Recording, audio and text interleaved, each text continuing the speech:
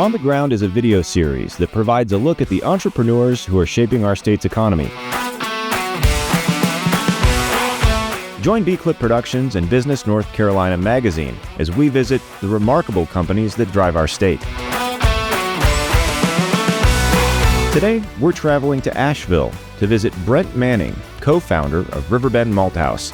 Riverbend has been recognized as one of the fastest-growing companies in America. They produce premium quality malt for craft breweries by processing grain from local farms.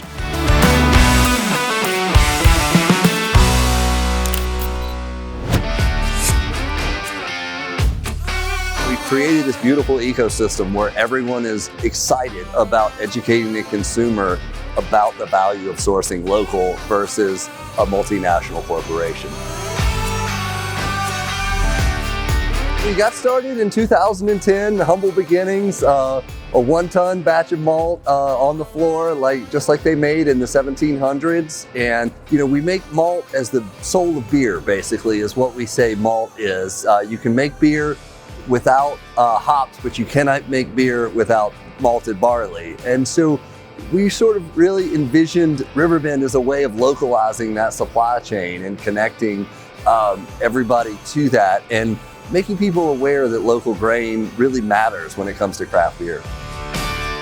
When Brian and I started to look at the Asheville beer market, we noticed that the only thing local in the local beer was the local workforce and the water. And the hops and the barley were coming from thousands of miles away. So we saw that as a really exciting opportunity to give farmers an extra paycheck by working with a grain that grows outside of our normal cash crops of corn and soybeans. Modern plant breeding has reduced the time it takes to get the barley properly germinated, and modern mechanical technology has improved the consistency of the product, but the nuts and bolts of that steeping, germinating, and kilning process remain largely unchanged. A lot of folks are kind of blown away by the intricacies of what we do, the timeline of what we do. The pint that's in their hand was coming from barley that was planted in October, harvested in June, then handled through the malt house in July or August, and then turned into beer in September or October. So it's almost a full calendar year when we talk about the agricultural connection of that pint. We're not constrained by the acreage. North Carolina alone has 500,000 acres that we can grow small grains on.